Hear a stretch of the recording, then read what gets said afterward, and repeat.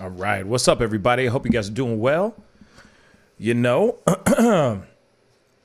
it is Wednesday night. I'm sorry for the late one, but, some things kind of popped up at the last minute and I couldn't get out of the situation. So I'm here for just a little bit to talk to you guys about a few things. There's a few things that are going on that I found very interesting that I figured, we could, chop it up and talk about for a brief time. Yogi Fish, what's up, man? Good evening, man. I hope you're doing well.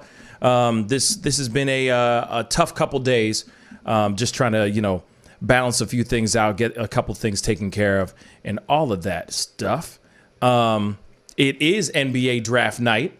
You know what I'm saying? So I was also kind of holding out because there's, I was waiting to see what was happening with LaMelo and just, a couple other players and everything. So I was just laying low, just trying to see what was happening with that as well. But there's some good stuff that's going on, man. You know what I mean? It is that time of year, and it's exciting to see it's exciting to see new players do their thing, and yeah, I'm interested to see what's going to happen here in the very near future with if there's going to be some trades going on and all that stuff. So we'll be on the lookout for that for sure. But anyway, evening Zozo Bob, what's up, man? So I got a couple stories to talk about. Obviously, there's something. Okay. One, this is just kind of a funny, it's not funny, but it's just, actually it is funny. I'm going to take that back. It is kind of funny. Andrew Cuomo was having a press conference about COVID. Obviously, everybody's talking about that. That's the thing that everybody is obsessing about right now. That is the focus. That is the main focus right now. And, long story short, he lashed out near the end of his press briefing. He was lashing out at one of the reporters because they were, he said that he called this thing, he called it an obnoxious and offensive tone before telling another he didn't care what they thought. But of course, he was just talking about the numbers, and he's obviously standing up for his people, standing up for New York and how New York has been handling things and everything. But he snapped, as Zozo Bob just said. Homeboy snapped. Usually he keeps his cool for the most part. For the most part he does.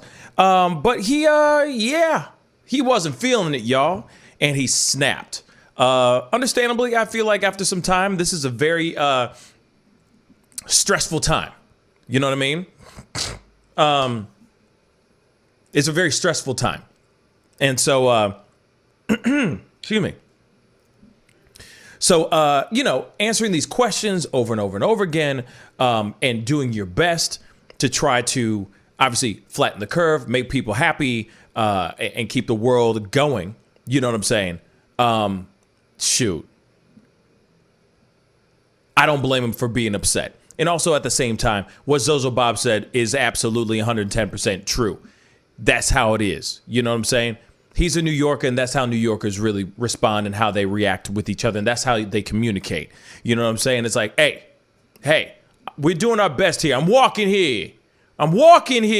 So one of the things that they were saying is that they were applauding Arkady Belazovsky, something like that. Pardon if obviously I'm butchering the hell out of his last name. But he was getting a lot of love and a lot of props for his, as they're saying in this article, his stellar performance in perfectly conveying Cuomo's livid Sicilian sass. That's what they said. With animated hand gestures and face gestures throughout the ordeal. And so I wanted to check this out because this is pretty funny. Just how he is. I swear to God, it's like the guy who used to be an actor or something like that. So I just wanted to show a tiny bit of Cuomo kind of snapping at the end of this video, or at the end of this press briefing. He's up on his feet and he's just kind of sitting there going, hey, New Yorkers are amazing. They're working their butts off. Our numbers are good because New Yorkers have been working their butts off. So I wanted you guys to see this because this is hilarious. Just check out the interpreter on the side. This stuff is hilarious. Hey, Chase, what's up? Hold on 1 second. Move this back just a tiny bit. Here we go. Are we having broader restrictions at this point? Yeah. I mean, the cluster strategy has largely failed. Let's not talk your characterizations, okay? And your adverbs. Let's talk fact. The whole world is going up, right? The whole world.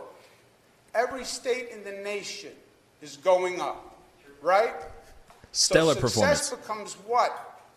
How you're doing relative to everybody else.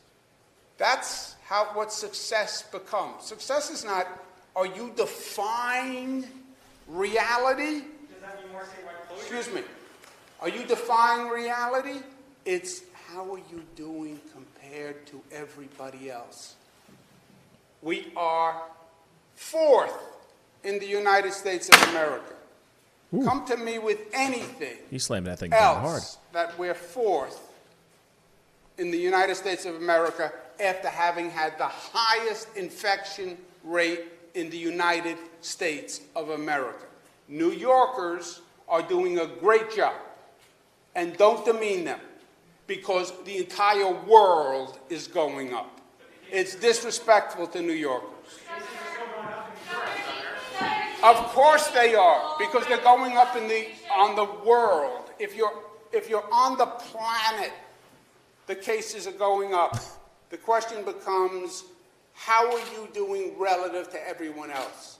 And New Yorkers are doing better than everyone else. That is a fact. Not your opinion. Absolutely. Thank you. Hold up. There's more. He gets into it, too. It's hilarious. Personal theory here. It's everything. People change their behavior. It's less in bars and restaurants. It's still there. But they've migrated I love to it. home gatherings. He's killing it, bruh. That's why we call it living room spread, family spread. That's why I think Thanksgiving is going to be terrible. Because they said we can't hang out in the bar. I love it. Go to a restaurant. Oh, God. It's like I can't even, I'm not even paying attention to what Cuomo is even saying anymore because I'm so focused on the interpreter and just watching him just with his, just the hand jet. Oh, my God. And he's just, oh, man.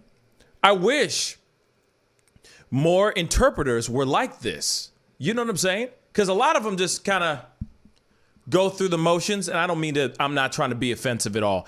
I'm just saying they just kind of go through the motions. You know what I'm saying? They do the words, you know what I mean? But then there's some that I've seen at like rock concerts or like hip hop concerts and all that just go in. Like they just put their whole body is in it. You know what I'm saying? It's like they're doing the concert for the people who are hearing impaired. And I love that. I think it's so dope. You know what I'm saying? I give them mad props for what they do. The fact that he was actually conveying the actual emotion in there is pretty amazing. I can't even believe I'm like critiquing an interpreter's sign language performance. You know what I'm saying? And you're going, yes, that's a stellar performance. Yes. Standing up, yes, standing ovation. But I just thought it was really funny because I'm like, damn, this dude is going in. You know what I'm saying? And like I said, I've seen this. I've never seen it when it comes to political stuff. When it comes to political press briefings, it's just kind of, boring. But he really kind of put the emotion behind it. You know what I'm saying? But it's always dope when you get to see them interpret concerts. Like rock concerts, rap concerts, I mean, where they're just going in and they're just rapping with the person. I mean, it's amazing. So huge props to this gentleman, Arcady, I think his first name is. So Arcady I salute you, and I probably am butchering your first name, but I thought that was hella dope. You know what I mean? But moving on from that, I just thought that was really cool and funny. And, you know, of course, Cuomo's in his feelings. And I don't blame him. I'm going to be real. I do not blame him because that's a lot. You know, you're doing everything you can to keep people sane, keep people happy, keep the world and the country moving. And a lot of people are just, you know, instantly wanting to point the finger at them, saying it's all their fault and all that stuff. But there is more that I wanted to talk about. This has to do with Megyn Kelly. I don't know if you've seen this thing about Megyn Kelly. Obviously, she is a former Fox News anchor. She's, you know, of course, she was one of the ladies that stepped up in the Me Too movement when Roger Ailes was still alive and still around. And she has a new podcast. And in this podcast, she explained how she was not going to be doing, that she was going to be taking her kids, literally taking her kids out of the schools in New York City, and that she was planning on moving out of New York because she says New York has been taken over by woke leftism. Yeah.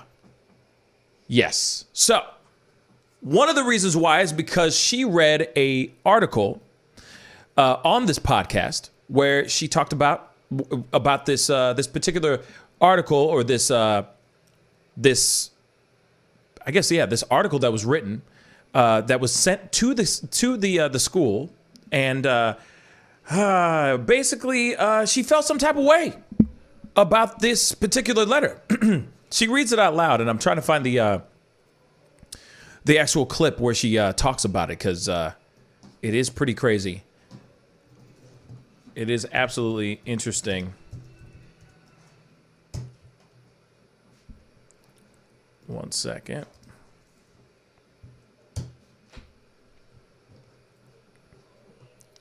For the life of me, I can't find it. I had it, and now it's gone. I had it, and now it's gone. I will find it, though.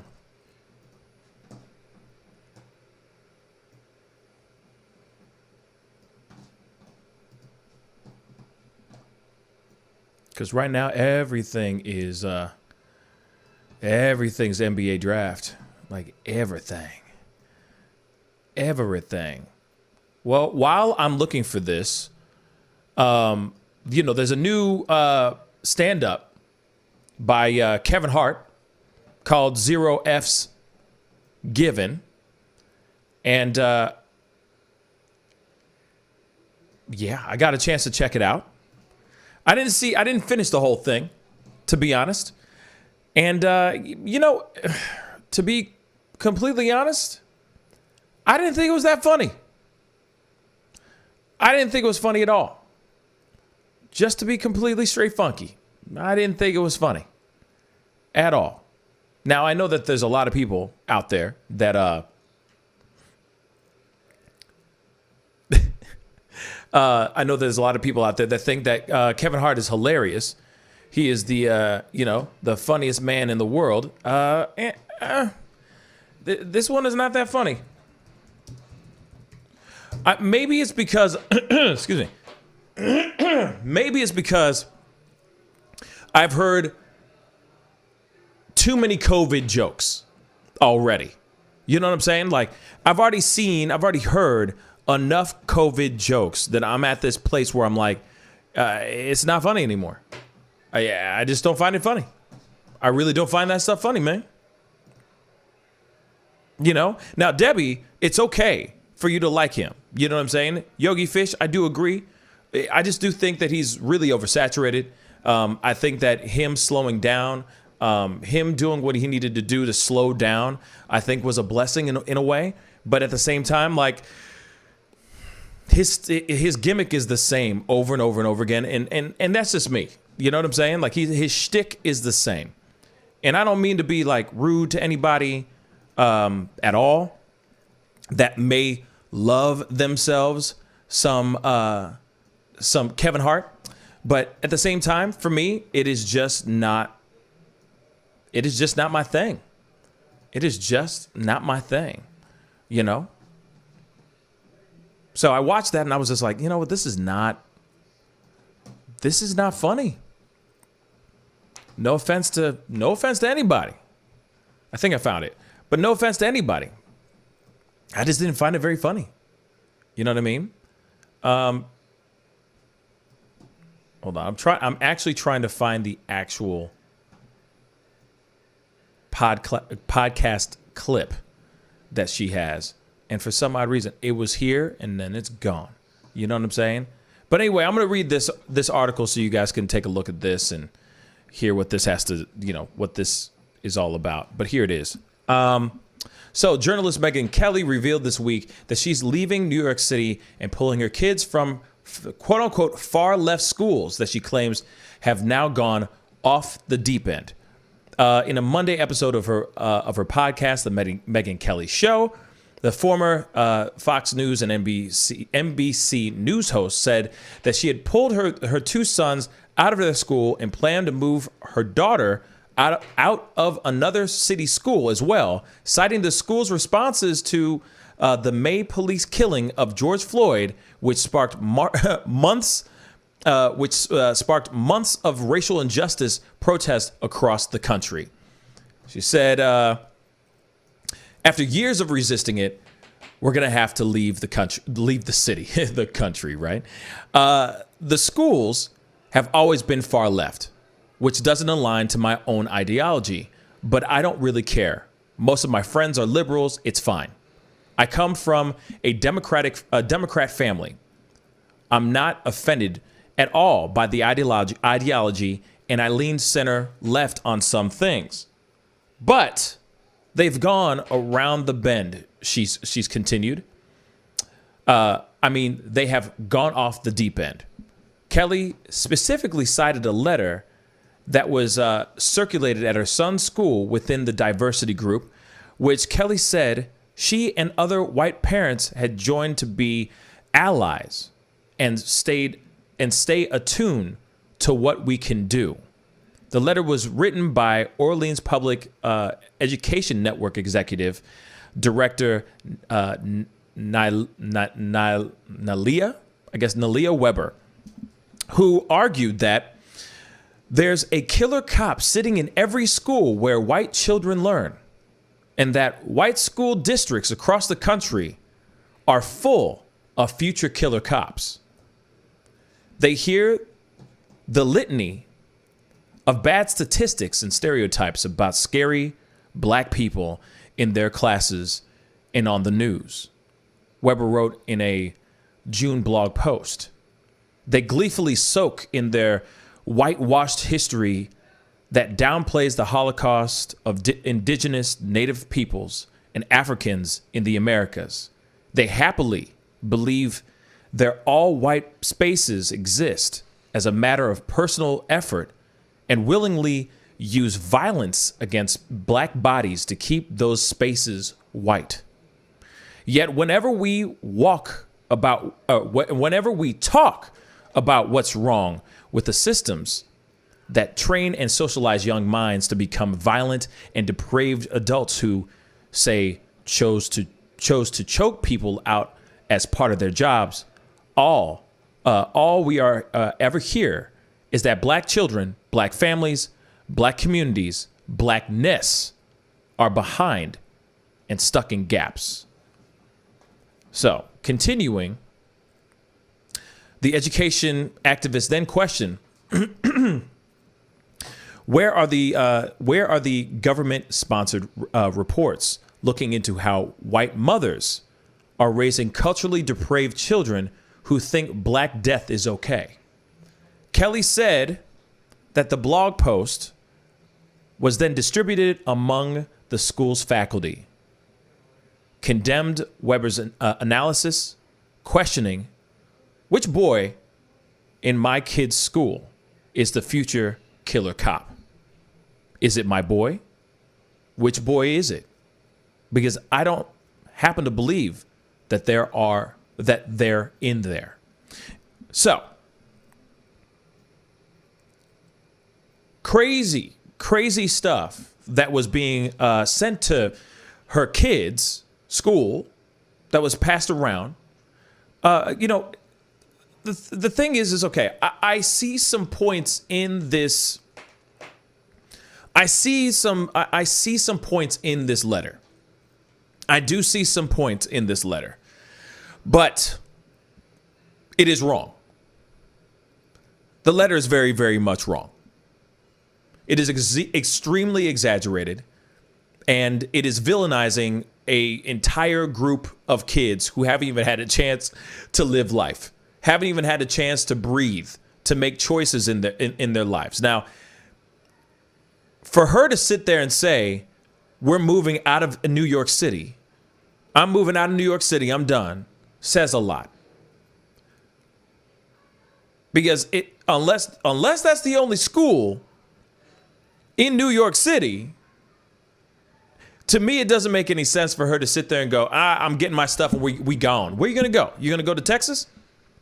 So you can be around be around other conservatives so you feel more comfortable with those You see what I'm saying? It just doesn't make any sense. No matter where you go, you're going to be around people that think a certain way. It doesn't matter if you hide under a rock, you're going to find people that think a certain way. The letter, I think, is extremely extreme. I think is absolutely extreme. Hella dramatic, by the way. Hella dramatic. But I see what I see what the writer is trying to say. It's just extremely dramatic. It's extremely dramatic. But here it is. One of the things that she has that a lot of people do not have is that she has that privilege to be able to grab her kids out of school, pack up all her stuff, and go to any corner of the world or any corner of the country she wants to go to. She has fun coupons. You know what I'm saying? She got that FU money. She could just go anywhere she wants. You know what I'm saying? She can pick up her stuff, go to her son's and her daughter's school. Because, by the way, this wasn't even written and given to her daughter's school. This was only given to her son's school. I just want to make that abundantly clear. So there was nothing wrong with her school, with her daughter's school, as far as I'm concerned. It just seems like this is the straw that broke the camel's back. But she has the privilege and the money to do so, where she could literally get up, grab her kids,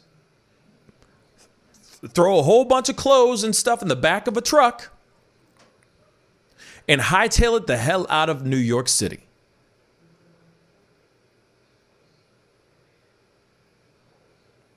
Now she is citing that New York and the schools there are too woke. They're woke leftists. Come on. I do agree about the certain things like what this woman was saying. This woman was saying like the whitewashed history books that are downplaying the Holocaust of indigenous native people and Africans in the Americas. I do agree with that. I absolutely agree with that. Yeah. There are plenty of people that have died that are not, there are plenty of people and plenty of moments in history that are not being mentioned in history books. They get you get the bullet points in history, you know what I mean, with the teachings of history, but you don't get the full truth. You don't get all of it. You only get the bang, bang, bang. You know what I'm saying? You get the things that you need to know to a certain extent, but you never know the full story or the full truth about certain things unless you really dive in or are interested in knowing the full history of things. You know what I'm saying? And don't get me started about this whole thing about, hey, Black History Month. You know what I'm saying? That is just scratching the surface, y'all. That's scratching the surface. That's a scratch and sniff of a curriculum.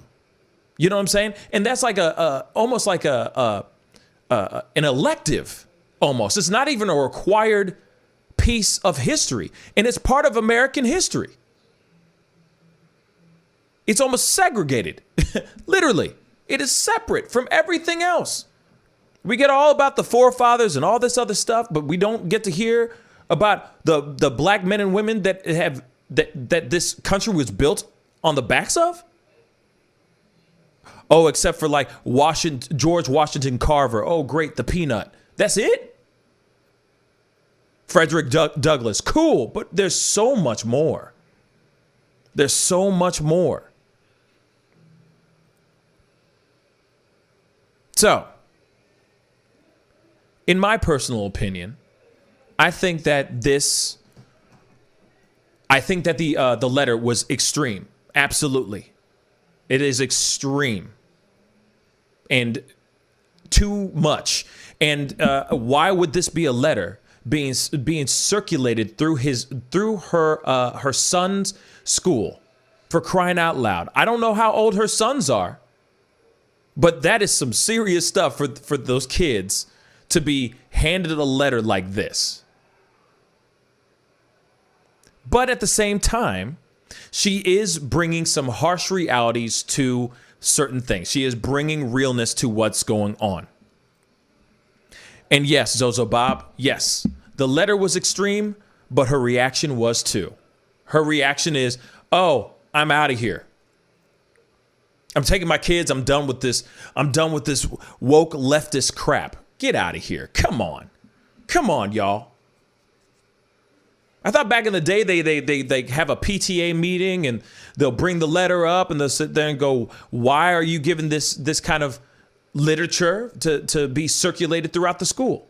You know what I'm saying? Why are you allowing this to be circulated throughout the school? You know what I'm saying?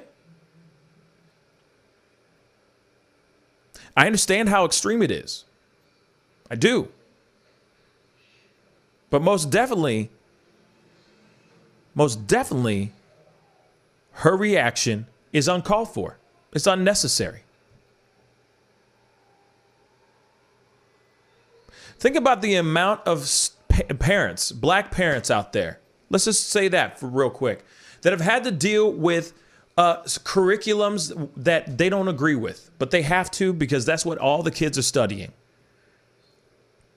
Or the amount of times that a parent has gone up and said, hey, why aren't you teaching more of this? But they're like, oh, we can't because of the, it's not part of our curriculum. No, add it to your curriculum.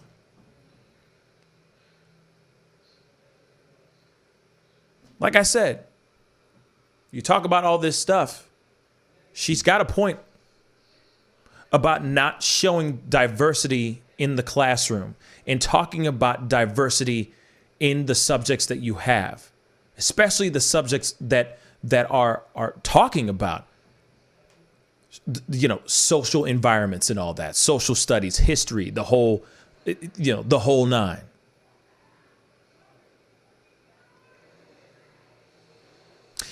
It is the time for these young minds to be molded.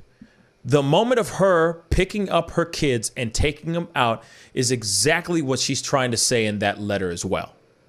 If you don't notice. Because here's the thing. Instead of a parent going, you know what? My son needs to know the harsh realities of life. He needs to know what's going on for real. Let's talk about this. Let him get educated. Let him learn what's really going on in the world. But by you taking that kid and plucking him out, you're throwing that rose-colored glasses on him and making it seem like there are no such thing as social injustices in the world. And he needs to see that. He needs to know what's really going on. That's what I personally think. Mr. G, that's a good question. Do I follow Megyn Kelly or have I followed her career? Yes, I have followed her career. I do know of her. I knew her before the whole Me Too movement, etc. Saw the whole crazy stuff where she was sitting there going, I don't understand I don't understand the problem with wearing blackface on Halloween and stuff like that. And that was the thing that really ruined her career. So yeah, You know what I'm saying? I do know quite a bit about her timeline, career-wise. If you do follow her or know her story, she has stated several years, different accounts of crazy stuff being presented to her children. Oh, see, now I did not know that part. I did not know that.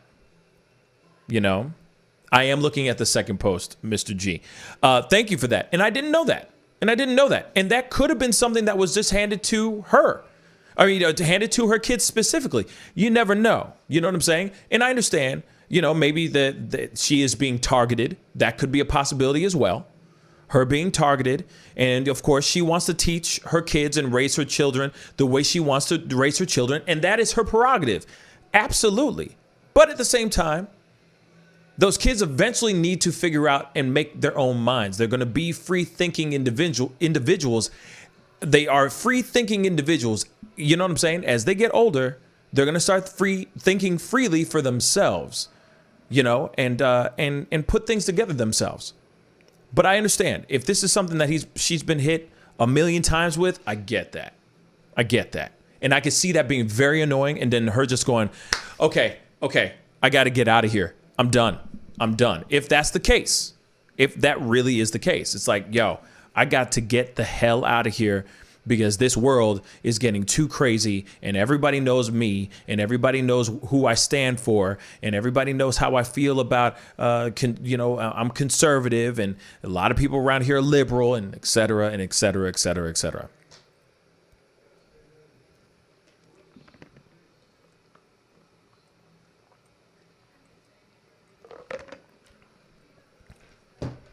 Hello, Ashley. Thank you so much for commenting and being on the show.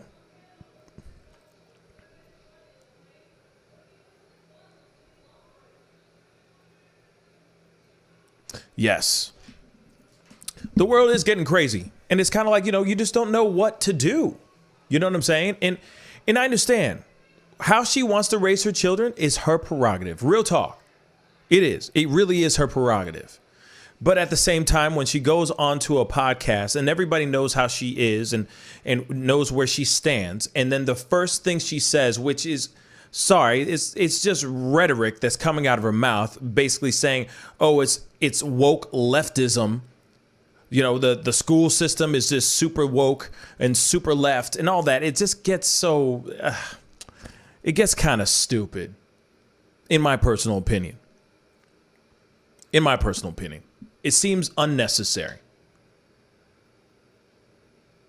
How about she just got a letter that she wasn't cool with, and therefore she should just go take it to a PTA meeting and talk about it. And hopefully it never happens ever again. That's what I hope for. Because I know that there's a lot of kids that deal with a lot of racism in other schools in, let's just say, super conservative, you know, conservative areas of the world, of the country, and they still just have to deal with it. Even the parents will go up, do PTA meetings and go and say, well, they wrote the N-word on the wall, blah, blah, blah, and nothing happens. Nothing happens.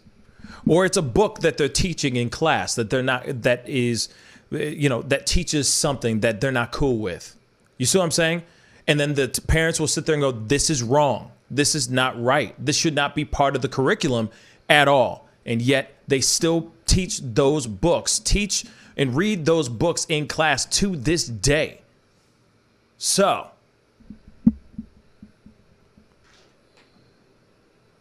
just saying.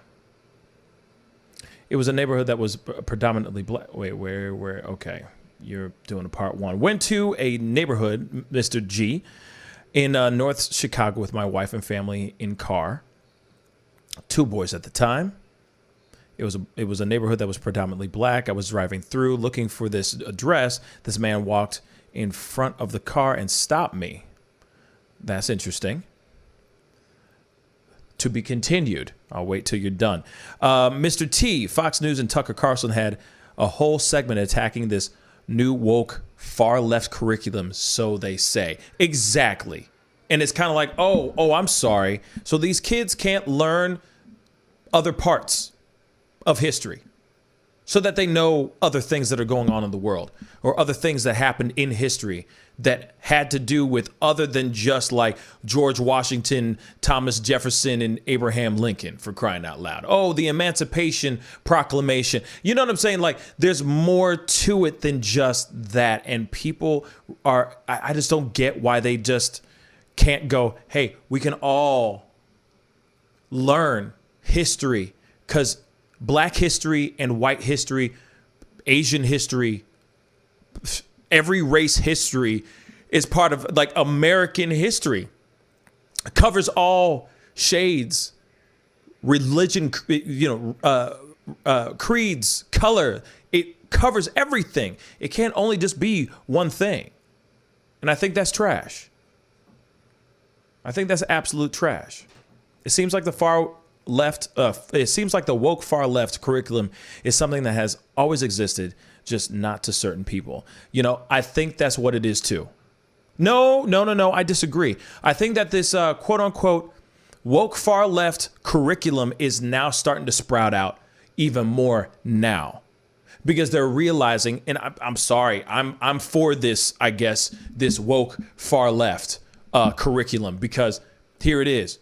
There are a lot of kids out there, even, oh my God, even black kids. There's a lot of black kids out here that don't know one side of history, but don't know a whole lot of black history. And I can say that to any other race. They're all important. They all speak on what makes America America. But we only know it seems like when it comes to history class, we only learn when it comes to the black, to black history, when it comes to Native American history, we only know the bullet points. You know what I'm saying? We only know like the things, you know what I'm saying? Oh, this happened and this happened and this happened and that's it, you know? And it's like, no, there's so much more to history than just that. And I say we put it all in one big ass book, and we don't sit there and go, oh, we must only do it for those 27 days in February, or 28 days in February, and that's it. That's ridiculous. We should know how this country ran, who was a part of the country that made this country America. And that's every single race. There should not be a situation where it's like, oh, so all these white guys did this? Wait a second, that's it? And then all the black people were in the fields? That's it? It's like, no, there's more to that. So if that's going to be what you call, like, if that's what's considered woke, far left curriculum, then that is a very, then whoever's saying that is extremely colorblind. Whoever thinks that, like Megyn Kelly, I'm assuming, obviously, and Tucker Carlson, are living colorblind, and that's it.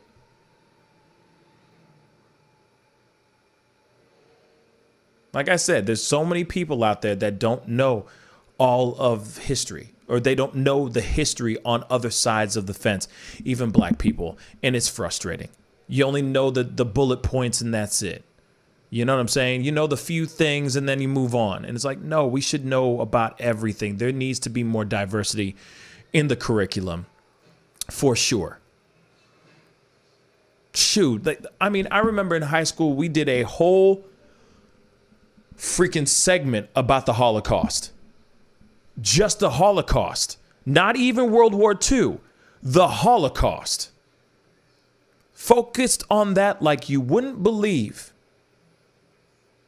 So they'll talk about that, but they won't talk about all the other things that happen on American soil. All the brave black men and women. I'm just talking on that part that helped mold this country. It's just interesting to me.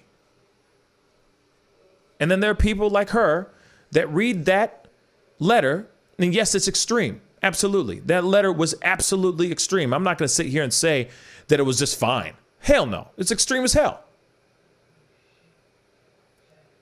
But she reads that and her first initial reaction is, I'm going to take my kids out. I'm done.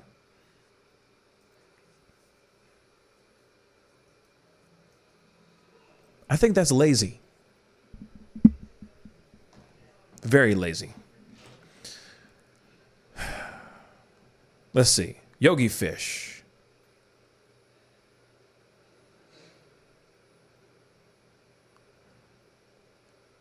Yogi Fish. Okay, my problem is the social pacifying of black people. We get patted on the head with social wokeness and educational programs like this, but everyone else gets the monies. Yes, and that's true too. That's true too. That's true too. I hear you on that, Yogi Fish. The anti-biased, Mr. T12, the anti-biased new school curriculum is being attacked, and mislabeled. The far right considers anti-biased training racist. Trump even mandated in order to stop diversity trainings in federal jobs. Yes. Facts. And I understand, because it's almost like we're getting two quotes or two things at the same time, like Yogi Fish's and Mr. T's comment here too. And I appreciate both of them. But the thing is that we need to have these things, like what Mr. T is saying right here. We need to have an anti-bias new school curriculums. Absolutely. We have to have. Yeah, we do have to have that. But the thing is that it's not being racist. We are. Wait, I'm messing this up. Mr. T12, you're absolutely right. I'm gonna attack that here in a second. No, so the thing is that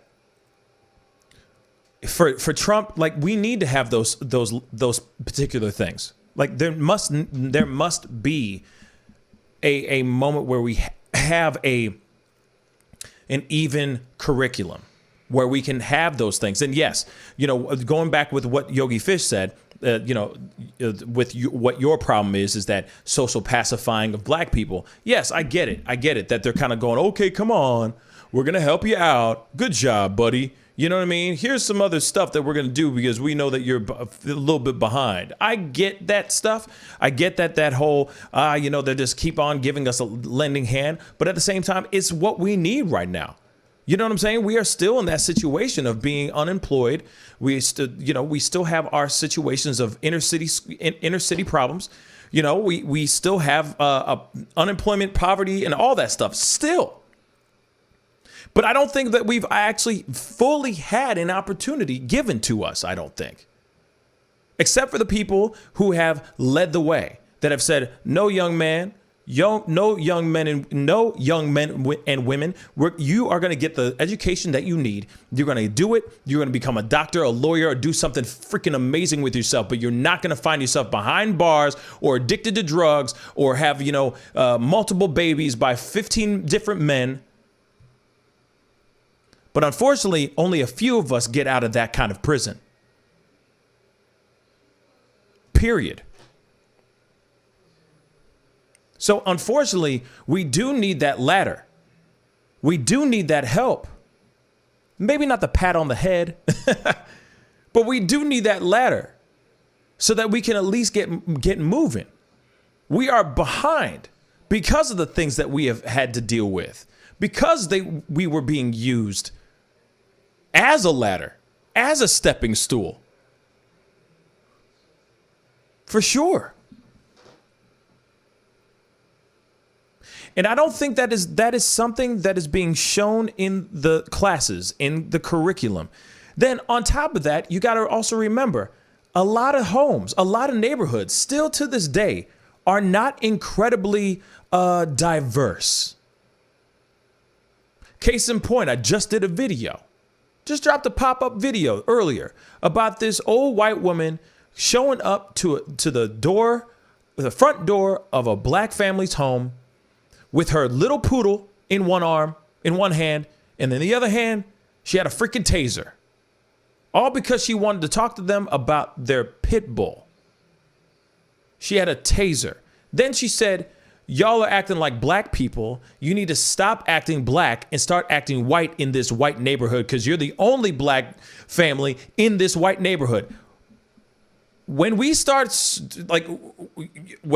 actually having more and more people start treating each other like they are on the same playing field, and it goes beyond just race and goes beyond just the melanin in our skin, then I think diversity training can go bye-bye.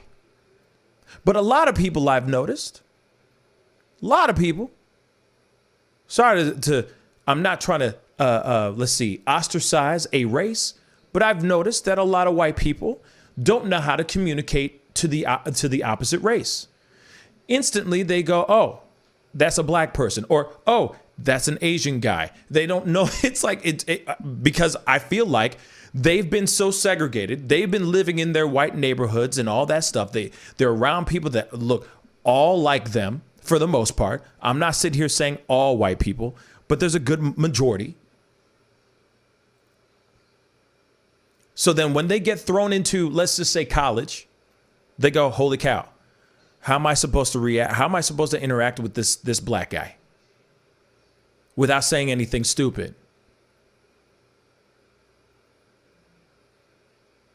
Until we actually start seeing everybody coming together and working together as one, where it's not automatically going, oh, you're a white guy. Oh, you're a black guy. Well, let's just say racist stuff to each other. Just say ignorant stuff to each other. When that actually goes away, then sure. Diversity trainings will go away.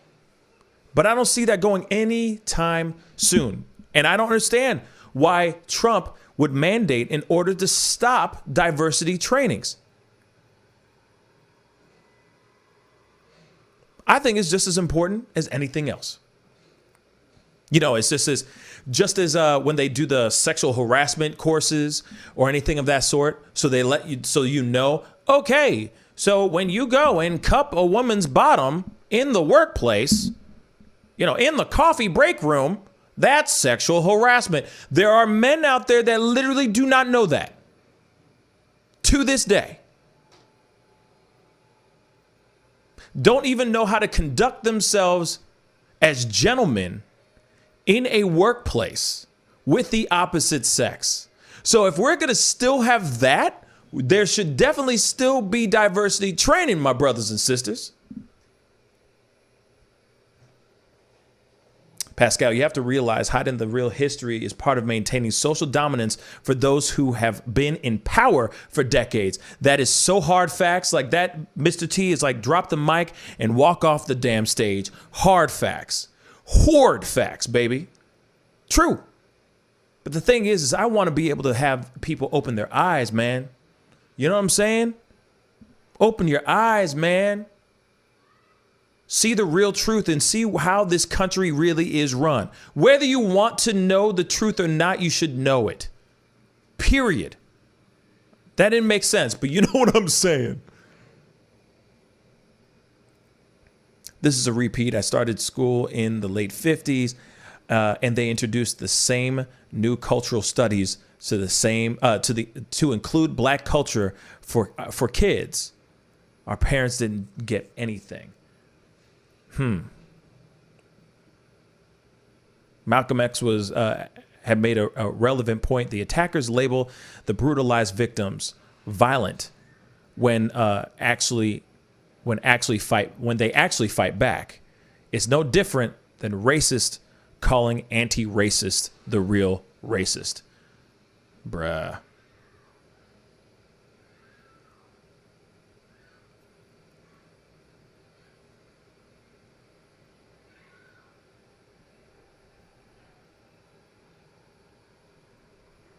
Damn. But hate and bias and privilege grants power and opportunity. See, and that's true.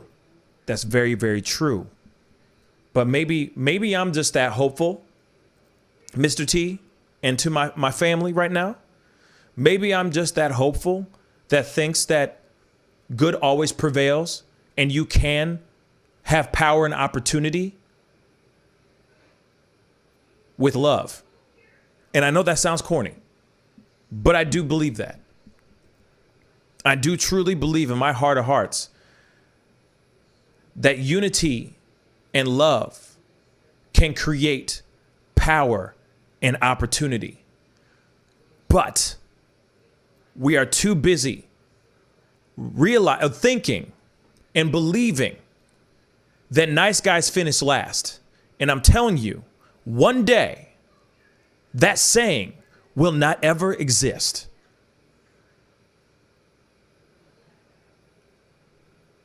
I do truly believe, Mr. T, that love and unity and hard work grants power and opportunity. But we have been programmed to think the other way. We are too busy glorifying people that are running our country, people who are making the hip hop videos with all the big booty hoes and the gold chains and the guns and all that stuff. We are glorifying that world. We are glorifying that. We're too busy glorifying the TV shows that we watch every single day, where it's all these guys that are out here doing crazy stuff, doing dirty so that they can keep having the money, power, fame. There you get the woman. Scarface all day. But I do truly believe that love, unity, hard work grants power and opportunity. And maybe I'll be the first one to prove that. Let me be the first one to prove that, because I want to be the first millionaire that's actually a good human being that didn't have to, hurt anybody or go behind somebody's back or do something dirty. But unfortunately, we are all programmed to think exactly what you said, Mr. T, and because it's true. And I'm not sitting here saying that what you're saying isn't true. It's true, baby. It's very true. You said it. You hit the nail on the head. Because unfortunately, this is how we live. The rich are rich because they're evil, dirty sons of guns. I have yet to see a rich person that is actually a good human, like fully good human being that didn't have to do no dirty or swindle some money or stiff somebody on some cash so they can stay rich and fed. To this day, I have yet to see that. Or see where they got their money, where they got their riches. 95% of the time, something dirty happened, or it came from blood money or something like that. It's a damn shame, y'all. YND, what's up, man? This is how I look at it, bro. Black people a lot of times don't like each other and don't want to be around each other. But when we go into each other's communities that are the opposite, we don't get accepted. It's racist how if I go to Russia and I move to a Russian neighborhood and they don't want me here, then I leave this something, my neighborhood, nor my people was my choice to move there. I understood the first part. The second part is a little confusing, but I see what you're saying. I do see what you're saying. And that stuff it's tough.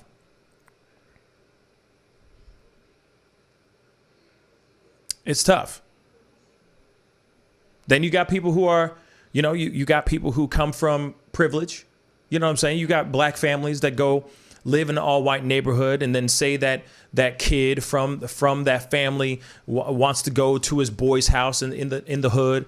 Then all of a sudden that hood, those guys from the hood are giving the kid hell just because he might talk a different way or was brought up something differently. You know what I'm saying? And then he gets in a lot of trouble for that stuff too. You know what I mean? It's ridiculous. You know, the reverse racism exists too, you know? Go read the book, White Fragility. I'll have to check that out.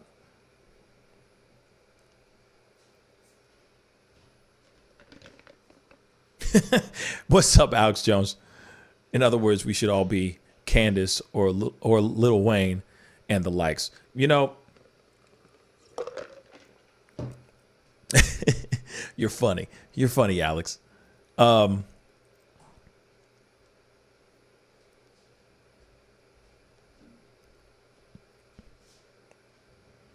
I'm reading your comments here, guys.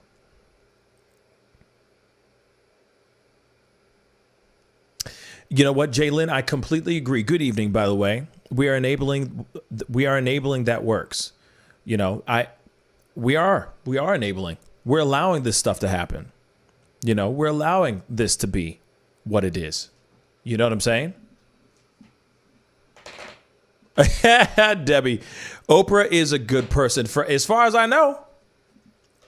As far as I know, she's a good person. Pascal, I doubt you would depend on public school to teach your kids about Haitian culture. They would get most of it wrong and be stereotypical in explaining that history. You know what? That is a very good point, Yogi Fish. Okay, when it comes to my own culture, when it comes to my own Haitian history, you're right. You know, it's not like I would want somebody, but that is a very acquired taste. Does that make sense? That's a very acquired taste. But when it comes to the broad strokes of, you know, when it comes to the strokes of Black American history here, Haitian history is very specific. I'm not sitting here saying that every teacher should go, okay, we have an Indian American, we have an Asian American, we have a Haitian American, we have a Jamaican American. We need to be doing history for the Indian kid, the Haitian kid, the Jamaican kid, the Korean kid. No, I don't think that. But they should at least know fully, not fully, but they should be teaching as much as they can the full spectrum of American history and not it only just be white. And then every once in a while, they're throwing a few like, you know, hey, here's Frederick Douglass, just so you know. Or here's a popular one was when I was growing up was George Washington Carver.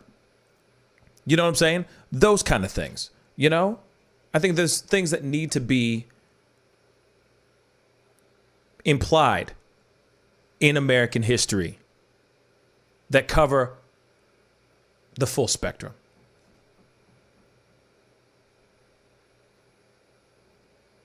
Baby Doc, oh man. Yeah.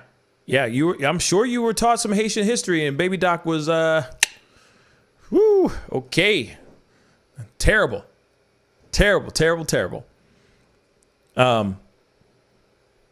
Yes, and absolutely Kiss.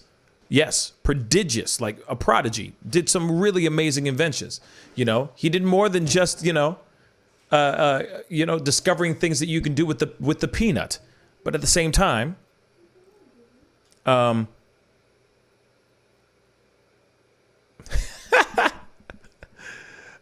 you know, those were the kind of things that were just easy hits. You know what I'm saying?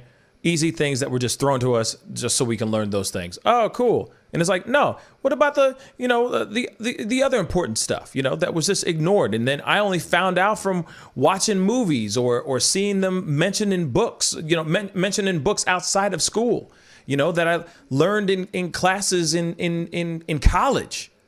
And that's kind of ridiculous, you know? But unfortunately, Jalen's asking me if I'm taking calls. I am not taking calls.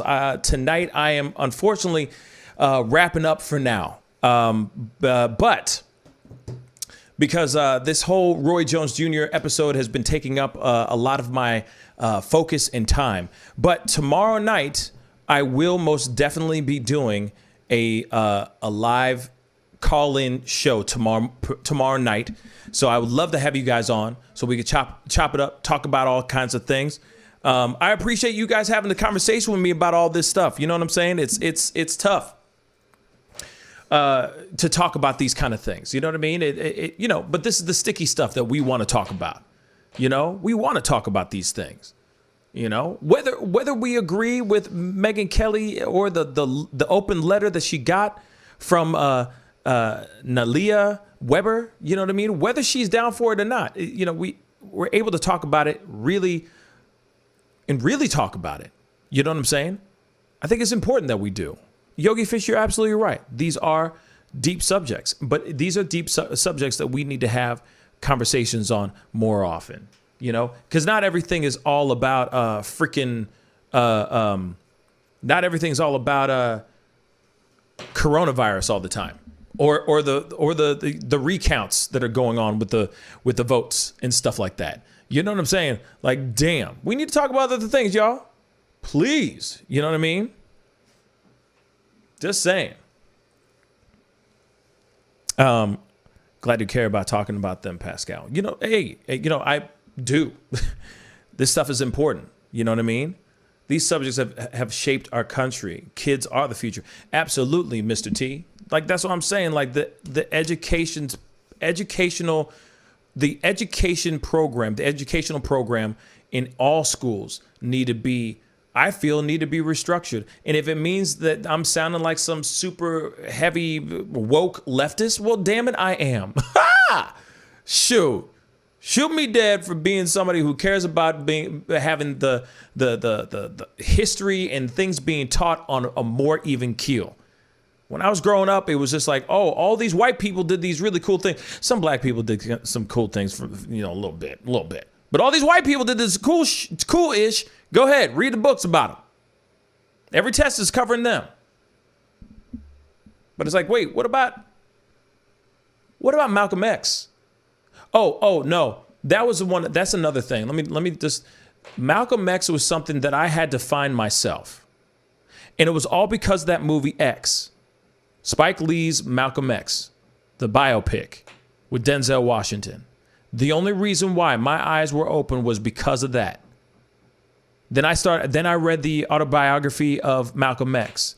And I've read that like I don't even know how many times, y'all. But it was something I had to find myself. I had to find it. It wasn't being taught in class. The only thing I was learning was about Martin Luther King. You didn't hear about anybody else. Those things were just kind of swept under the rug, and that's ridiculous. There's things that need to be put out there in school so that we can learn more. So our kids come out well-rounded and not just one shade of color, if that makes any sense. Thank you. That movie is one of my favorite movies. You know what I'm saying? Still to this day, And I had a lot of love and respect for Spike Lee too, before he started making not so great movies, but I digress. Anyway, guys, I appreciate you guys. You guys are dope. I got to get going. I appreciate the chop up. I appreciate us like just being able to sit here and chop it up and just have a conversation. But I will be on tomorrow night at 7 p.m. Central Standard Time. So be on the lookout for it. It should be a good time, and we'll chop it up then, okay? But be good to yourselves. Be good to one another, all right? And I'll see you guys tomorrow morning at 9 a.m. Central Standard Time. This is The Pascal Show. Bye. Read a book.